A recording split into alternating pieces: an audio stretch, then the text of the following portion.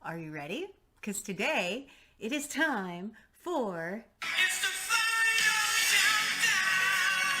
countdown of 2021. Let's get to it.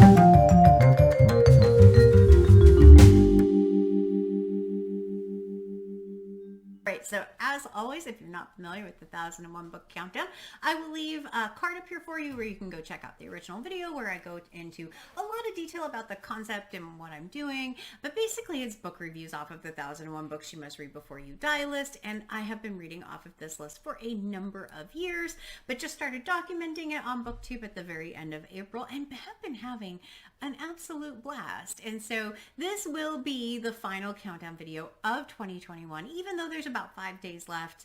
I'm making a fun decision for myself for the end of the year last week, which I'll talk about at the end of the video. But for today, I know what I was gonna say, if you're enjoying my journey, please consider giving me a subscribe and following along with me. I know I'm having an absolute blast running through everything, so hopefully you'll join and consider sticking around. But for today, what we're going to go ahead and do is put up the numbers, which are 952 and 3 being the 2021 list. Every year at the beginning of the year, I pre-select 52 books, and this year I only have 3 left. I forgot one. I have to go pick it up. Okay, back. All right. But for today, what I'm going to go ahead and do is jump right into the books. So out of the 3 books that I have left, one of the first one that I have is The Golden Ass by Apulus. I know I'm saying that wrong. I'm not good at saying older names like that, unfortunately. This version of The Golden Ass was translated by Jack Lindsay in 1960. The original book is said to be the last full Roman novel that survived in its entirety. It also says that it was written in 170 or 180.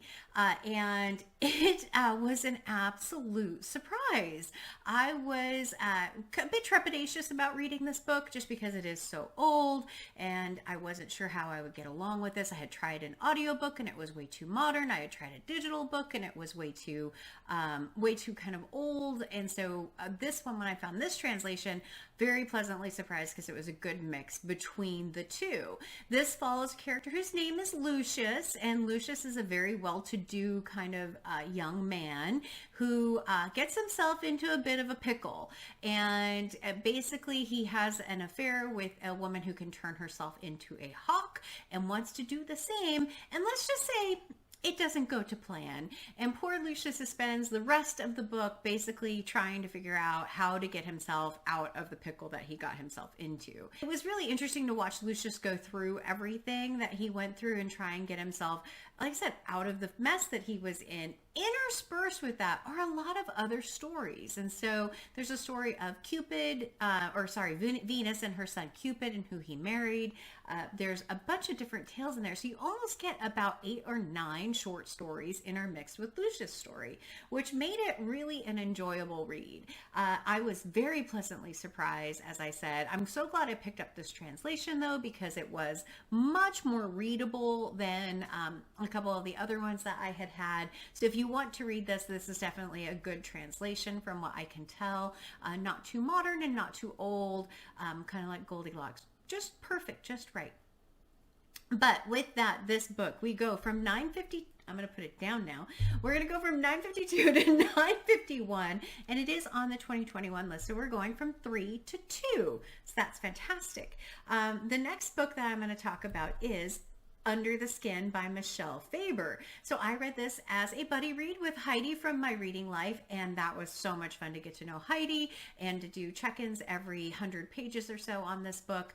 This book is Michelle Faber's debut novel, not their debut work, but their debut novel. It was written in 2000, so fairly recent actually. And from what I can tell, they have about 6 novels and some short story works and things like that. So this is a work of science fiction, psychological thriller. It is one that follows a character whose name is Isserly, and Isserly is driving around and picking up male hitchhikers. They always have to be male and they always have to be in good shape. She does not want fat ones. She does not want scrawny ones. She wants ones that are in good shape.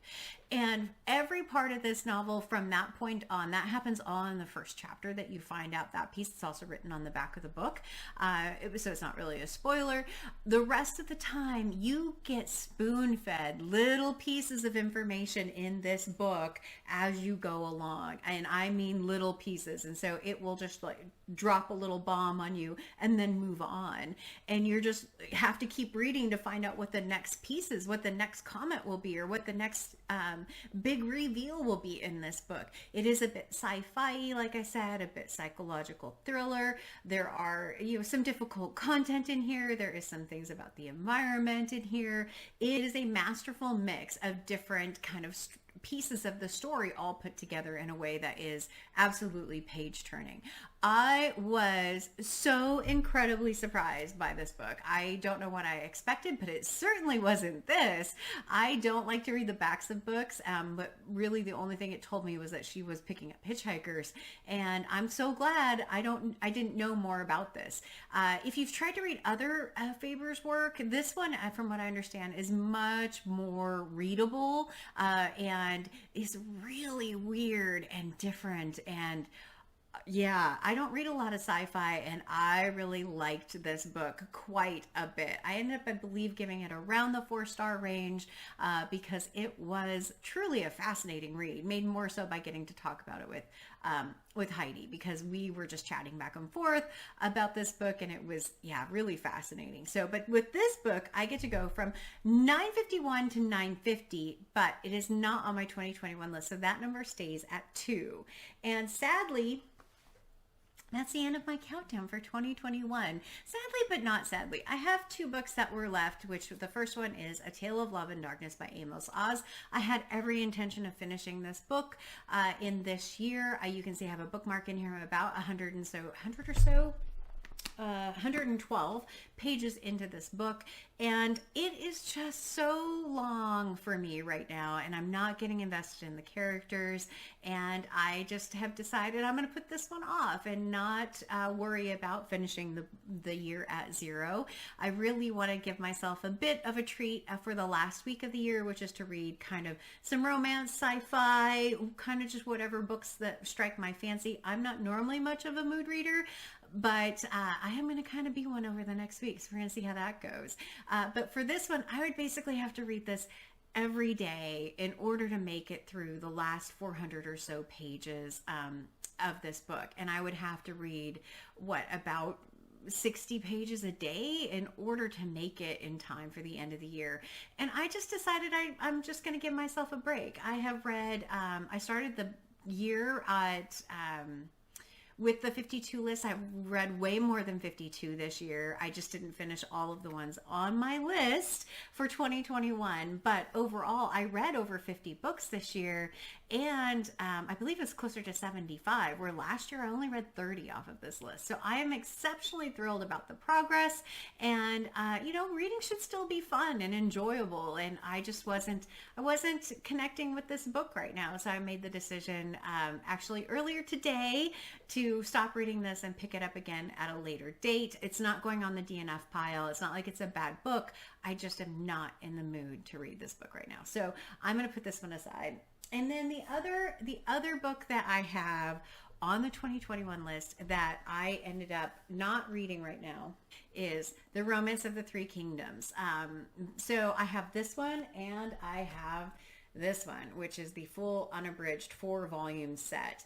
And I didn't read either one. I kind of want to read this more along with a group, or read this with a buddy read. I understand there's over 100 main characters, and I just really think that this one would be a good one to read with someone else or with a group. And so it's not on the DNF list as well. It's just not going to happen in 2021. As much as I thought I could do it in December, I just decided not to. So hopefully everyone's okay with that. Mainly because, like I said, the last week of the year, while it's not my month of sci-fi and romance, it will be a week of sci-fi and romance. Starting today, which the book that I picked up was, if I can make it happen, Finding Elodie by Susan Stoker, and you can tell from the shirtless man on the cover that this is a romance novel, and more specifically a military romance novel, where this is what is his name? Mustang is his nickname. And that he is a Navy SEAL, and of course he rescues Elodie, and they fall madly in love initially, and she's running from people and he's rescuing her, completely unrealistic brain candy, and I absolutely love it. So I picked up this one actually today. The rest of what I'm kind of going to be reading for the next week, I don't know. I'm just going to kind of play it by ear, see what really strikes my fancy. The one book I have on my TBR that I haven't read yet is Hyperion. There is a bookmark in here. I've read about 4 pages of it, the prologue. I think I've read the prologue, and that's about it. But this is one. A couple of the other books that are possibles are Hatchet by Gary Paulsen, which is supposed to be YA novel. I'm interested in this one. It says 13-year-old Brian Robertson is on his way to visit his father when the single-engine plane in which he's flying crashes. Very interested in this. I also have the book Guts, which are the stories that inspired this story by Gary Paulsen. As you can see, it's not a very big, thick novel, and it's very widely spaced with big fonts. So this one is a likely one. I also have, some of my other books, which are Into the Wild, which is the story of Chris McCandless, which I have seen the movie, I believe, and I've always been interested in the story. I've read a couple of other John Krakauer books, and I'm excited to pick this one up. Outside of that, some possibles. Murderbot, maybe. Murderbot might happen. This is book 2 in the Murderbot series. And then I also have, Susan Sontag's Regarding the Pain of Others, which is a book that I got after reading Everybody. This one is a maybe because, again, it's really short, and it's only 126 pages. So that one's a maybe. And then the last one that's a maybe is The Past is Read by Catherine Valente. Not sure exactly what this one is about. It just says, I am 29 years old. Everything is the same and everything is different. And I suppose that is what it means to stay alive this long. So I'm very excited about reading some of these different ones. But yeah, just kind of changing up the plan a little bit for the last week of the year. I am just going to kind of do whatever this week, and hopefully everyone forgives me that I'm not going to get to 0, which, is fun if I would have gotten there, but I'm more just thrilled with the reading that I did this year off of the list, and I'm excited just to kind of do whatever over the next 5 days and then pick up with my very big January TBR coming up. So yeah, let me know in the comments what you think. If you'd be interested in joining a group read of this at some point, I would love to be able to do that. Or if you've read either one of these novels and what you thought of them, or if you've read any of the ones that I'm kind of playing with out of these, do you have a favorite on where I should start? Where should I start with these? Is there something else that's short that you think I should read coming up? I can't get that. There we go. Perfect. So yeah, that's kind of it for the countdown for 2021. I will be back in a couple of weeks. I'll have other videos until then, but my next countdown video won't be for a couple of weeks until I have read a few off of my 2022 list. But I hope everyone is having a wonderful holiday season. And as always, like, comment, and subscribe. And until next time, everyone, thanks. Bye.